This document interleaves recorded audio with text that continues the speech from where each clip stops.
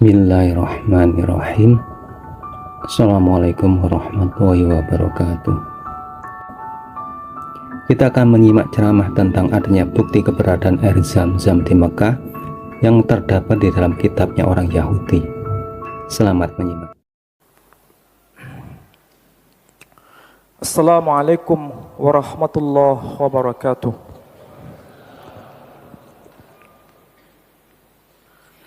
Alhamdulillahi rabbil alamin. Alhamdulillahilladzi arsala rasulahu bil huda wa dinil haqq liyudhhirahu 'ala ad-dini kullih wa kafaa billahi shahida. Ashhadu an la ilaha illallah wahdahu la syarika lah wa ashhadu anna Muhammadan 'abduhu wa rasuluh la nabiyya ba'da. Allahumma salli wa sallim wa barik ala habibina wa nabiyyina Muhammad wa ala alihi wa ashabihi wa sallama tasliman katsira. Qala Allah tabaraka wa ta'ala fil Qur'anil aziz. A'udzu billahi minasy syaithanir rajim. Bismillahirrahmanirrahim. Inna awwala baitin wudi'a lin-nasi lalladzi bi Bakkata mubarakan wa hudan lil-alamin. Al-ayah. Shadaqallahul azim. Saudara-saudara sekalian, marilah kita pada petang ini memanjatkan puja dan puji syukur kita kehadirat Allah Subhanahu wa taala. Allah Tabaraka wa taala telah menganugerahkan kesehatan atas kehidupan kita. Mudah-mudahan kita menjadi hamba yang semakin bersyukur, insyaallah. Saudara-saudara sekalian, tema yang akan kita bahas pada petang ini berkaitan dengan sumur Zam-Zam, sebagaimana dokumen yang kita akan bedah bukan hanya dalam Quran, tetapi juga pada kitab-kitab sebelum Quran. Tentu saja ini tidak banyak dipahami, tetapi saya mencoba untuk menyederhanakan penjelasan supaya kita bisa paham maksud dari tema yang akan kita bahas. Saudara-saudara, tadi dalam pengantar tausiah saya mengutip dari surah Ali Imran, surah urutan yang ketiga. Pada ayat yang ke-96, Allah Subhanahu wa taala mengawali firman-Nya dengan ungkapan sumpah, menunjukkan betapa penting informasi yang Allah ingin sampaikan kepada kita.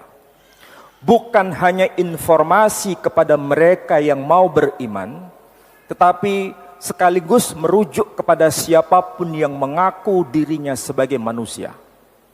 Allah mengawali informasi itu dengan penyebutan inna. Berarti ini merupakan kalimat yang sangat serius yang Allah ingin nyatakan. Dan siapapun manusia mendengar ungkapan ini akan terbelah menjadi dua kelompok. Ada yang percaya dan ada yang tidak percaya. Tetapi dengan sumpah seperti ini, Allah menjamin bahwa semua bukti itu akan ada di depan mata kita. Masalahnya manusia mau percaya atau tidak dengan dokumen-dokumen itu sebagai bukti. Itulah manusia. Saudara-saudara, ketika Allah berkata inna, sesungguhnya awwala baiti wudi'a lin-nasi lalladzi bi Bakkah, sesungguhnya yang pertama-tama yang ditegakkan di muka bumi ini, yang didirikan oleh manusia itu adalah rumah yang ada di Bakkah. Jadi bangunan suci yang pertama kali ditegakkan di muka bumi ini oleh manusia, itu tempatnya lokasinya ada di Bakkah. Tempat ini penuh berkah, mubarakah, wa hudal lil alamin, dan sebagai petunjuk bagi manusia seluruhnya. Saudara-saudara, ketika Allah memberikan informasi melalui Al-Quran ini secara tegas bahwa ini berkaitan bukan rumah sembarangan, tapi ini adalah rumah istimewa yang disandarkan kepada Allah sendiri. Bait, al-bait, di dalam Quran ada ungkapan bait, kadang juga al-bait, itu mengacu kepada Allah Subhanahu wa ta'ala. Pemilikannya mengacu kepada Allah. Dan lokasinya secara tegas di situ disebutkan Bakkah. Tentu saja ini harus dipahami dari kaidah kebahasaan. Bakkah itu bukan sekedar nama tanpa makna. Seringkali saya berkata kepada siapapun bahwa di dalam Al-Quran nama seseorang, nama malaikat, nama tempat, itu ada asal-usul. Ada latar yang menyebabkan sesuatu itu memiliki nama. Misalnya kenapa namanya itu diberi nama Ismail. Makna dari nama Ismail adalah Sema', dia telah mendengar, Il artinya Tuhan, artinya Allah, dia telah mendengar. Dia Allah telah mendengar apa? Mendengar jawaban doa yang dipanjatkan oleh Ibrahim selama puluhan tahun dan kemudian itu dikabulkan. Sebagai ungkapan syukur itu, maka disematkan nama Ismail. Begitu juga ketika anaknya diberi nama Ishak. Karena istri Ibrahim yang bernama Sarah, dia sangat ragu, manusiawi ragu itu. Bagaimana mungkin seseorang perempuan, apalagi sangat tua, menopause, dan kasat mata manusia memahami manusia perempuan ini tidak mungkin punya keturunan. Tetapi ekspresinya dia menertawakan dirinya sendiri. Karena menertawakan dirinya sendiri, anak itu nanti diberi nama Ishak. Apa makna dari Ishak? Artinya dia yang tertawa. Jadi nama dia yang tertawa itu mengacu kepada latar kenapa sampai anak itu diberi nama Ishak. Nama malaikat juga begitu. Nah, dalam konteks ini nama tempat, lokasi yang disebut Bakkah. Kenapa diberi nama Bakkah? Karena diambil dari peristiwa yang terjadi. Ada tangisan di situ. Tangisan siapa? Tangisan Hajar dan tangisan Ismail. Dari konteks itu maka muncul kata Bakkah, diambil dari kata baka yabki, artinya menangis. Dari situ kita bisa paham bahwa nama lokasi itu ada ceritanya, ada latarnya yang menyebabkan lokasi itu memiliki nama Bakkah. Dari kata Bakkah kemudian muncul nama Makkah. Dan uniknya di dalam Al-Quran, ketika menyasar pada satu lokasi, memiliki dua nama. Satu disebut Bakkah, dua disebut Makkah. Lokasi istimewa yang lain, tempat hijrahnya Nabi Muhammad SAW juga memiliki dua nama. Dan itu termaktub di dalam Quran. Pertama nama Yathrib, yang kedua nama Al-Madinah. Dan manusia yang terkait dengan dua lokasi istimewa itu, baik Makkah maupun Madinah, juga memiliki dua nama tercantum di dalam Quran. Yang pertama nama Muhammad, yang kedua nama Ahmad. Saya tidak tahu apakah ini kebetulan. Nama manusia agung itu disebutkan dalam Quran dua versi, Ahmad dan Muhammad. Tempat kelahirannya disebutkan dua versi, Bakkah dan Makkah. Tempat hijrahnya disebutkan dua versi, Yathrib dan Madinah. Saya tidak tahu jawabannya, Tapi inilah rahasia ilahi. Kenapa begitu konsisten ketika bicara mengenai sesuatu pesan. Nah, kalau bicara mengenai Quran, apalagi bicara mengenai lokasi yang disebut Bakkah, tentu saja ada sesuatu di lokasi tersebut yang amat istimewa. Apa itu? Tercantum di dalam surah Al-Baqarah. Silakan yang bawa Quran bisa dibaca dalam surah Al-Baqarah, surah yang kedua, ayat yang ke-158. Di situ ada potongan ayat, frase yang amat penting di situ. Inna Safa wal Marwata min sya'airillah. Lagi-lagi diawali dengan ungkapan inna. Sama seperti Allah ketika bicara mengenai lokasi tersebut. Dengan ungkapan inna awwala baitin. Ketika bicara mengenai situs tertentu di lokasi istimewa itu, Allah juga bicara dengan ungkapan inna safa wal marwata. Ada apa di balik itu semua? Inilah rahasia bahasa Quran. Dan tentu saja kalau kita baca Quran itu semakin takjub. Kata demi kata itu mengandung pesan yang amat dalam. Dan di sini disebutkan ungkapan Safa dan Marwah. Ini situs kalau bahasa kita. Dan itu rupanya bentuknya bukit. Gunung kecil. Padahal apakah yang dimaksud oleh Allah Tabaraka wa Ta'ala itu menyasar pada lokasi atau menyasar pada jejak manusia agung yang berkaitan dengan lokasi itu? Di dalam Al-Quran juga disebutkan berkaitan dengan napak tilasnya Ibrahim. Berkaitan dengan makom Ibrahim. Makom itu kenapa begitu istimewa? Dan kalau kita yang haji maupun umrah, pasti dan pasti sholat di belakang makam Ibrahim. Kenapa begitu istimewa tempat itu?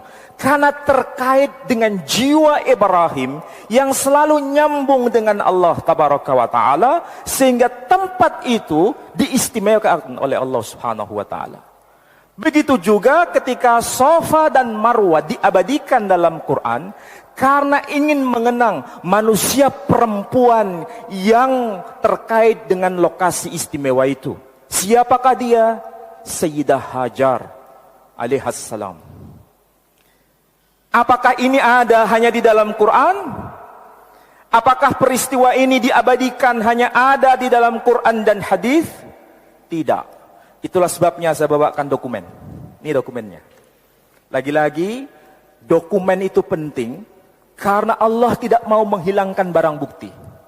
Kalau seandainya barang bukti itu hilang, kira-kira bisa atau tidak? Barang bukti itu hilang, dihilangkan oleh seseorang atau oleh komunitas tertentu. Bisa atau tidak? Bisa. Siapa yang tidak bisa menghilangkan barang bukti? Bisa. Apalagi kalau barang bukti itu lama. Sangat mudah untuk bisa dihilangkan. Tetapi kenapa barang bukti yang terkait dengan kajian kita hari ini, sampai hari ini barang bukti itu tetap ada dan terbaca. Masalah mereka beriman atau tidak, itu urusan kedua. Tapi masalahnya barang bukti itu bisa terbaca oleh siapapun. Apakah dia beriman ataukah tidak? Apakah dia muslim atau non-muslim? Apakah dia beragama ataukah tidak? Barang bukti itu tetap ada. Saya belum bicara mengenai sesuatu yang terkait dengan Safa dan Marwah. Saya baru bicara mengenai lokasi yang disebut Bakkah.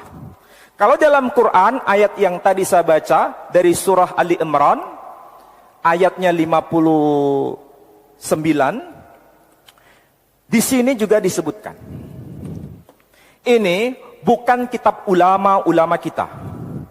Ini kitab agama Yahudi yang sampai sekarang masih dipahami oleh mereka dan itu diakui iya benar. Tapi begini, apa yang tercatat di sini hanya merupakan peristiwa sejarah, tidak terkait dengan iman syariat mereka. Mereka mengakui itu. Sekali lagi, apa yang tertulis di sini itu peristiwa historis, lokasinya benar, tempatnya benar, namanya benar. Tetapi itu bukan bagian dari syariat Yahudi. Hal ini mirip seperti kita. Kita memahami berkaitan dengan Al-Aqsa itu tidak ada hubungan dengan syariat kita sekarang. Karena lokasi kiblah kita adalah di Makkah Al-Mukarramah. Kalau Al-Aqsa itu sesuatu yang sudah dinasah, dihapus. Tetapi itu bagian dari peristiwa sejarah. Tapi bukan bagian dari syariat Islam. Nah, dalam konteks ini saya ingin bicara. Apa yang tertulis di sini, tertulis apa adanya.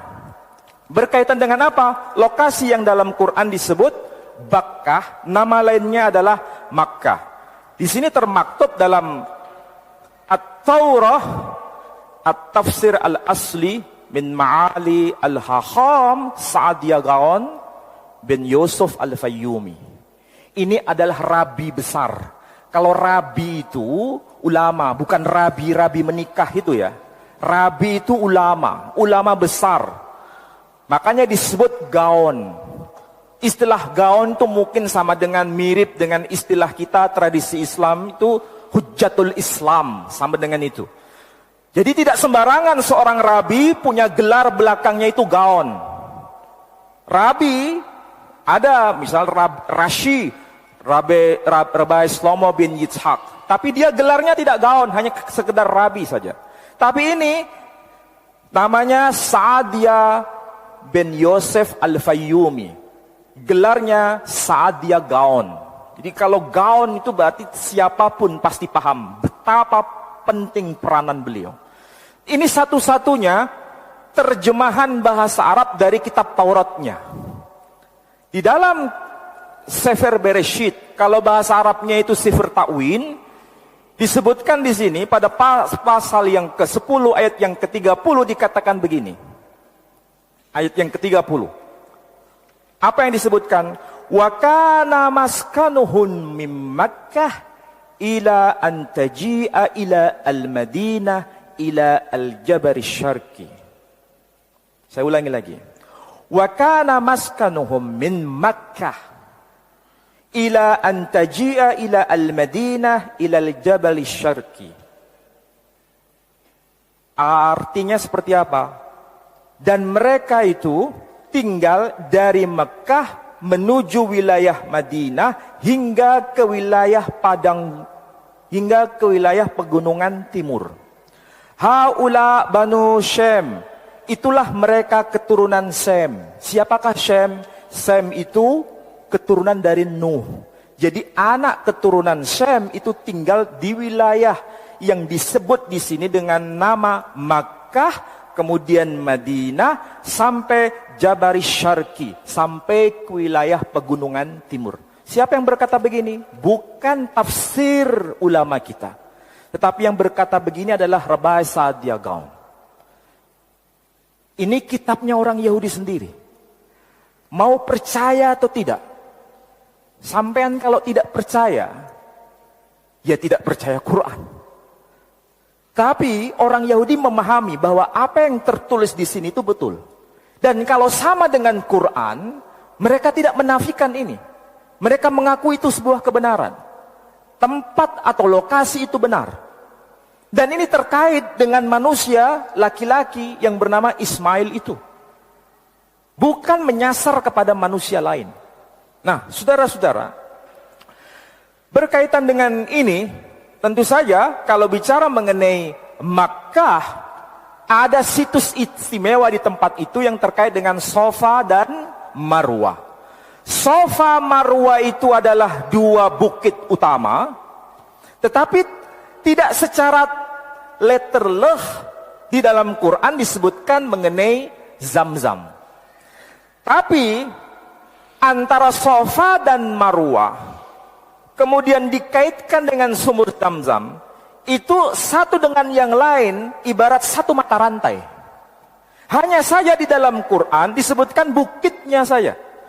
Bukit tempat peristiwa bagaimana Hajar itu lari dari satu lokasi ke lokasi yang lain. Dalam rangka apa?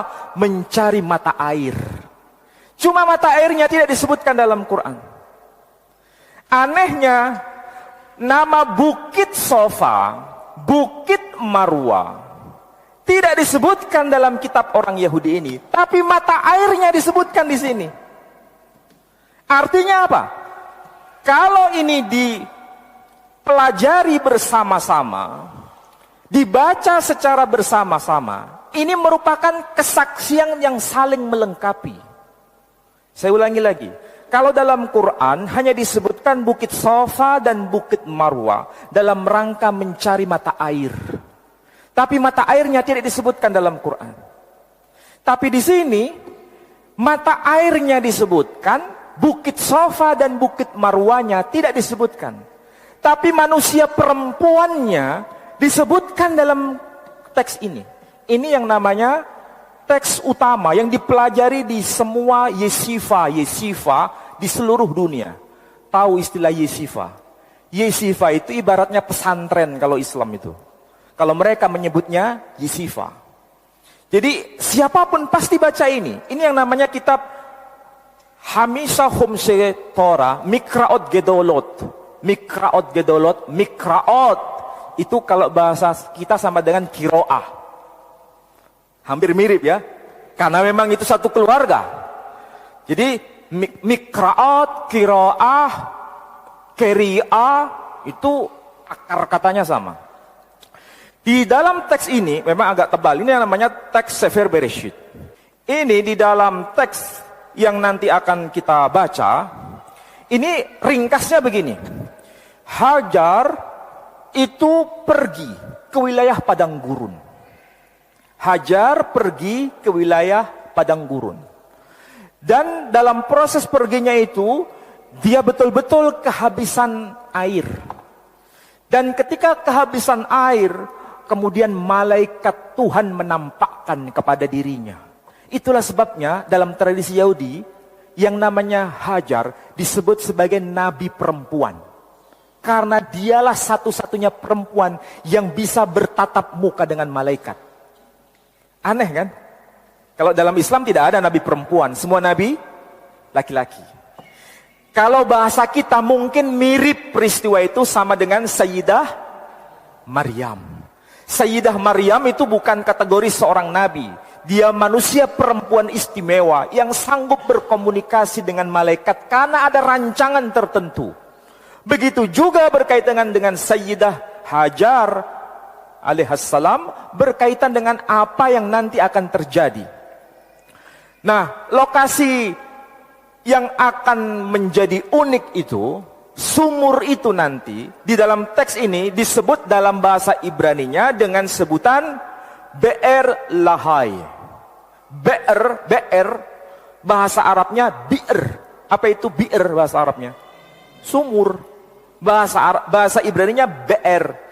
Dari huruf Bet, Alef, Be'er, Ros. Bet, Alef, Resh. 3 huruf. Itu kalau dibaca Be'er. Artinya sumur. Disebut sumur Lahai. Karena malaikat waktu itu menjumpai dia disebut Malah Adonai atau malaikat Tuhan. Apa penjelasan seorang rabi yang bernama Ibn Ezra? Tidak bertentangan dengan apa yang dijelaskan oleh Sa'adiyah Gaon sebagai seorang rabi. Ketika menjelaskan kenapa diberi nama Be'er Lahai, disebutkan begini di sini. Disebutkan dengan ungkapan yang amat menakjubkan. Ki bechol sana, disebutkan. Ki bechol sana hayu hoggim hayishmailim elha be'er hazot gam hayyom yikare be'er zamzam. Kalau diterjemahkan begini. Ki bechol sana, karena setiap tahun. Kol bahasa Arabnya kul, sama kan? Bisa bermakna semua, bisa bermakna setiap. Ki bechol sana, karena setiap tahun.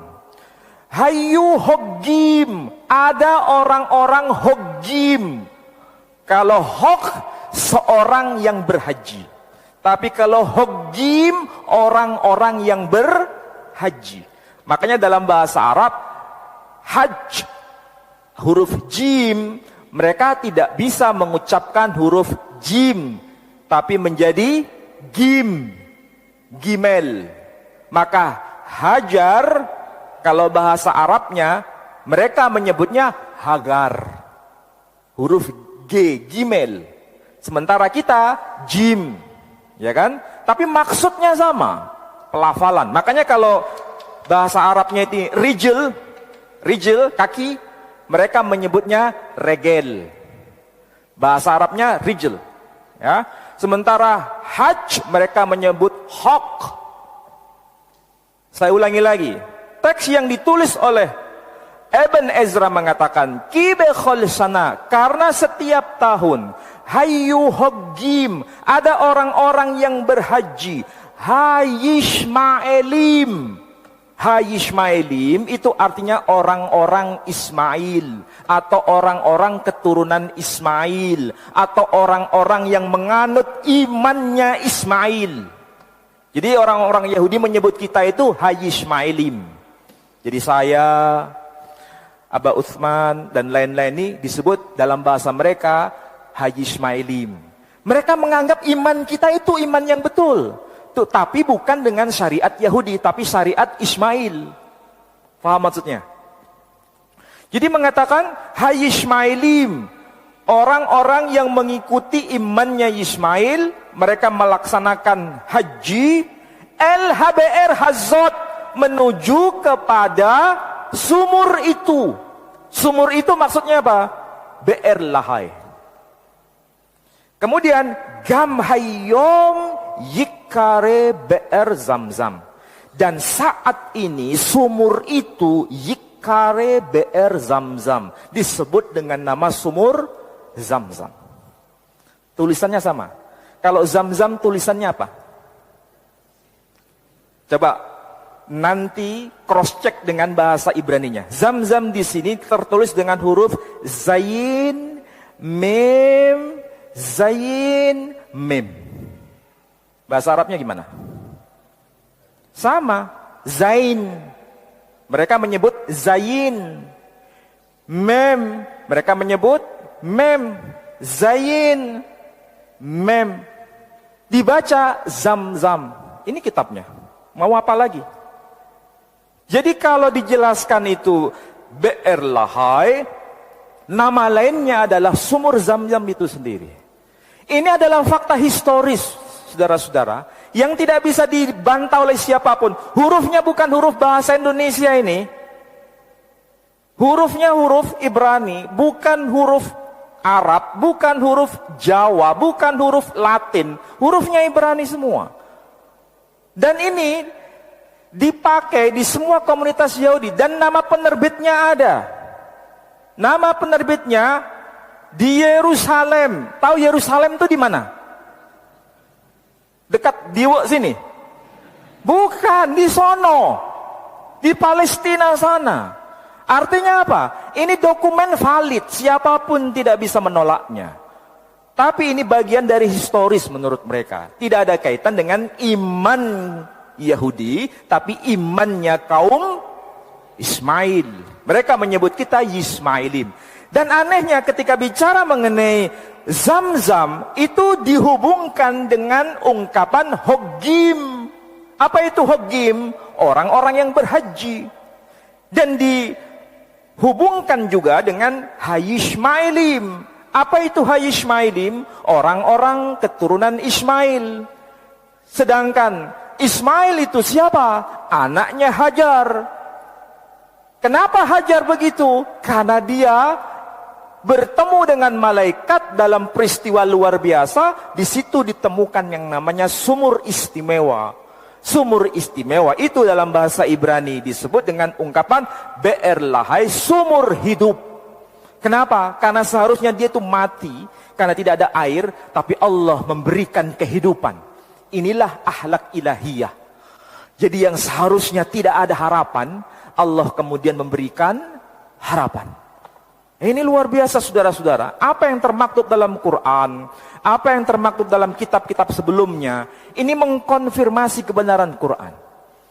Jadi kalau Allah menggunakan ungkapan inna, berarti Allah Subhanahu wa taala bukan berkata biasa di situ, tapi ungkapan yang menunjukkan silakan kamu buktikan kalau kamu tidak percaya. Karena Allah sudah menggunakan ungkapan inna, berarti itu ada konsekuensi. Apa itu konsekuensi? Kalau kita bisa membuktikan tidak benar, berarti dia keliru. Tapi kalau kita bisa membuktikan bahwa itu benar, berarti tidak ada kata lain kecuali kita beriman sami'na wa ata'na. Jadi ketika Allah bicara itu diawali dengan kalimat apa? Itu menjadi renungan bagi kita semua. Makanya heran ketika kita bicara mengenai Quran, tempat istimewa, situs istimewa, keduanya dibarengi dengan ungkapan inna. Maka penting juga bagi saudara-saudara untuk memahami lebih lanjut. Nah, sekarang ini kita tahu ya, zaman semakin mendekati zaman akhir. Dokumen seperti ini bagaimana mungkin sampai sekarang masih tetap ada. Artinya dokumen ini sebagai barang bukti tidak bisa dibuang dari kitab mereka. Tetap mereka pertahankan. Kalau seandainya bisa dibuang, bisa saja. Ini mirip-mirip seperti ketika Allah bicara dalam Quran, Inna nahnu nazzalna dzikra wa inna lahu lahafidun. Ada enggak kira-kira orang yang mau memanipulasi Quran? Ada enggak? Mau mengganti-ganti Quran? Ada enggak? Ada. Tetapi Allah menjaganya. Allah bersumpah, Inna nahnu nazzalna dzikra wa inna lahu lahafidun. Artinya betul-betul Allah menjaga itu. Sebagaimana Allah menjaga Quran, Allah juga menjaga situs itu jangan sampai hilang dokumennya. Dan ini tidak ada campur tangan manusia. Allah sendiri yang menjaganya dengan caranya sendiri. Sehingga bisa kita menemukan data ini. Padahal ini bukan hanya terbitan baru, ini terbitan lama ada, terbitan baru ada. Semuanya ada di sini. Nah, kemudian saya informasikan bahwa akhir-akhir ini komunitas mereka yang dari kalangan Bani Israel sekarang dengan data seperti ini, jangan salah, sekarang mulai banyak yang mereka beriman kepada Rasul Muhammad SAW. Dan itulah sebabnya ada yang namanya terjemahan Quran dalam bahasa mereka yang menerbitkan Saudi Arabia. Artinya apa? Quran bukan hanya untuk bangsa tertentu, tetapi untuk semua umat, termasuk untuk mereka.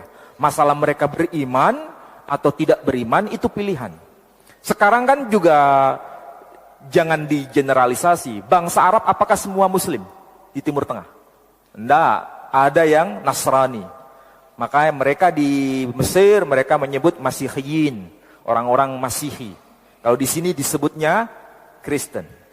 Makanya kalau mengucapkan salam ya tetap dalam bahasa Arab, tapi beda redaksinya. Kalau kita Muslim di Mesir menyebutnya Assalamualaikum. Kalau mereka yang Kristen yang Arab di sana menyebutnya Salamun lakum. Nah, Salamun lakum itu ini bukan Muslim. Tapi kalau yang Muslim Assalamualaikum. Nulisnya tetap Arab, tapi ekspresi bahasanya berbeda. Kalau kita mengucapkan syukur kepada Allah yang diungkapkan sesuai dengan Quran, Alhamdulillah. Yang Nasrani di Mesir ataupun di Syria tidak mengucapkan dengan sebutan Alhamdulillah, tapi mereka mengucapkan dengan sebutan Naskur li Rabbina. Syukur kepada Tuhan kita. Nah, beda bahasanya, tapi tulisan tetap Arab. Artinya apa? Di Arab sana bukan hanya Muslim, tapi ada juga yang non-Muslim. Di Israel juga ada yang mereka itu Bani Israel, ada yang Muslim, ada yang tetap agama Yahudi. Ini sama seperti kita di Jawa. Ada yang Muslim, ada yang Nasrani, bahkan ada yang Kejawen. Tahu Kejawen? Nah, jadi ini sudah melintas batas etnik, melintas batas bangsa. Dengan cara demikian kita memahami bahwa Quran, Islam dihadiahkan untuk semua umat. Wa ma arsalnaka illa rahmatan lil alamin. Saudara-saudara, kita sudah belajar bagaimana Allah tetap menjaga barang bukti itu Allah Subhanahu wa taala tetap menjaga barang bukti tersebut tidak hilang, dan kita bisa membacanya tadi dan sekaligus merenungkan kenapa bukti itu tidak hilang.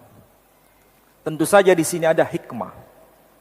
Dan ketika Allah mengabadikan sebuah peristiwa terkait dengan objek tertentu, apakah itu berkaitan dengan bukit, baik itu Safa maupun Marwah, ataupun berkaitan dengan lokasi tempat yang disebut Makkah, itu sebetulnya hanya merupakan simbol, hanya merupakan benda. Tapi yang paling penting adalah siapa yang telah meletakkan jejak di situ. Figur tertentu itu yang harus menjadi teladan dalam kehidupan kita. Kalau Safa Marwah terkait dengan manusia perempuan, hati-hati. Ketika Allah mengabadikan itu, berarti ada pesan rahasia untuk kita. Manusia perempuan tidak dianggap remeh di hadapan Allah.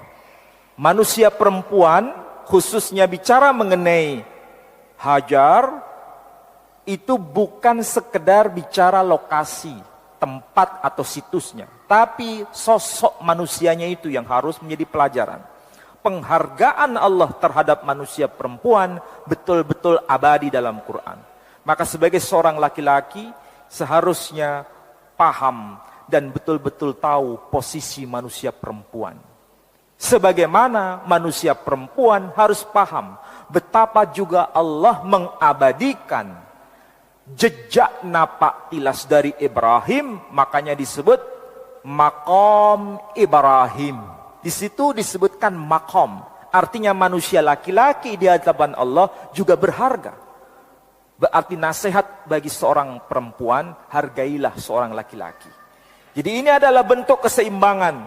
Bagaimana Allah bicara mengenai dua figur, yakni Ibrahim dan Hajar pada posisi yang sama. Dan ini sama-sama berkaitan dengan ibadah ritual yang kita laksanakan setiap tahun. Dan ini sebetulnya masih menyisakan satu manusia istimewa lagi, yakni sang putra yang bernama Ismail. Dan itu terkait dengan ibadah ritual setiap tahun. Makanya jangan sampai kita ketika kita menyembelih hewan kurban hanya sekedar ritual. Tapi ingatlah bahwa ini bicara mengenai manusia laki-laki yang bernama Ismail, dan dia mendapatkan hak istimewa atas peristiwa yang terjadi pada masa itu. Dan kita bisa mengingat kembali supaya kita bisa memfotokopi.